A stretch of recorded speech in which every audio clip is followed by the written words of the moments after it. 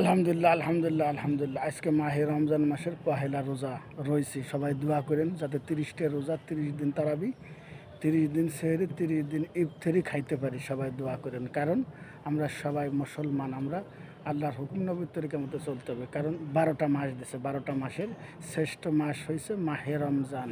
কিন্তু আল্লাহর রাসূল রমজান মাসের আগের থেকেই দোয়া করতেন, আল্লাহুম্মা বারিক লানা ফি রজব ওয়া শাবান ওয়া বাল্লিগনা রমাদান।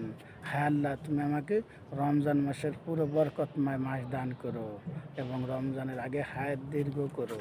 এই জন্য আমরা সবাই কি রমজানের হক আদায় করব, বেশি বেশি ইবাদত করব, বেশি বেশি আমল করব, যে আমলে আল্লাহর কাছে নাজাতের জরিয়া হয়ে যায়। কারণ কি ভাই, এ দুনিয়ায় চিরকাল থাকবো না।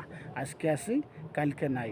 কারণ এ দুনিয়ায় কেউ চিরকাল থাকে নাই। আমিও থাকবো না, আপনিও থাকবো পারবেন না।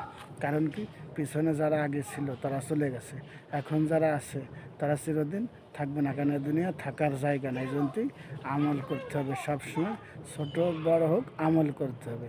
আল্লাহর হুকুম নবীর তরিকা মতন আমল করতে হবে, যে আমলটা আল্লাহর কাছে পছন্দনীয় হয়।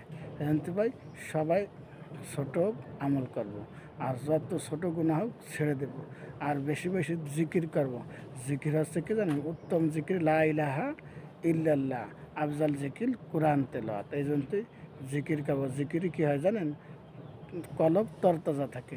এমনকি রোজা রয়েছি, কথা বলতেও কষ্ট হচ্ছে, কারণ বছর শেষে রোজা তো অনেক পরিশ্রম মেহনত হচ্ছে। এই রোজার মাসে আপনাদের সাথে অ্যাক্টিভ থাকতে পারবো না, ভিডিও ছাড়তেও পারবো না।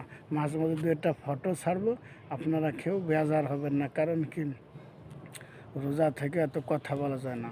জিকির করতে হবে লা ইলাহা ইল্লাল্লাহ, আর ঘন ঘন দুরূদ শরীফ পড়তে হবে, কোরআন শরীফ পড়বেন, আর মুরব্বীদের জন্য দোয়া করবেন, ইস্তেগফার পড়বেন বেশি বেশি, আল্লাহর হুকুম নবীর তরিকার মতো চলবেন, কোরআন শরীফ খতম দিবেন।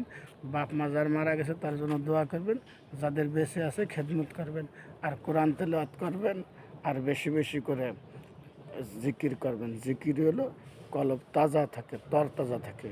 এখন তুই বেশি বেশি জিকির করবেন, আল্লাহর হুকুম নবীর তরিকার মতো জিকির করবেন। লা ইলাহা ইল্লাল্লাহ মুহাম্মাদুর রাসূলুল্লাহ, তারপরে সাল্লাল্লাহু আলাইহি সাল্লাম, তারপরে আস্তাগফিরুল্লাহ, তারপরে সুবহানাল্লাহ, আলহামদুলিল্লাহ, তারপরে অনেক অনেক মাসনুম মাসনুম দোয়া আছে, সেই দোয়া দরুদ পড়বেন।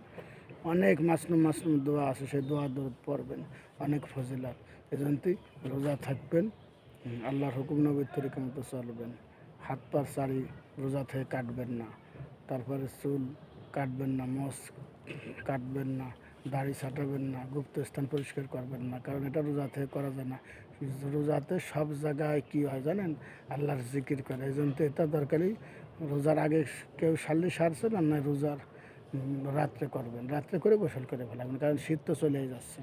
এই জন্য সবসময় আল্লাহর হুকুম নবীর তরিকার মতন চলবেন। যে কথাগুলো বললাম, যদি ভাঙ্গাচোরা কোনো কথা হয়ে থাকে মাফ করে দেখবেন, ক্ষমার দৃষ্টিতে দেখবেন। কারণ এই যে রোজা পাইছি, সামনে রোজা নাও পাইতে পারি। এখন আল্লাহর হুকুম নবীর তরিকার মতন সবাই চলবো। সবাইকে জানাই আসসালামু আলাইকুম রহমতুল্লাহ। যদি ভিডিওটা ভালো লাগে অবশ্যই লাইক শেয়ার কমেন্টস করে পাশে থাকবেন। ধন্যবাদ।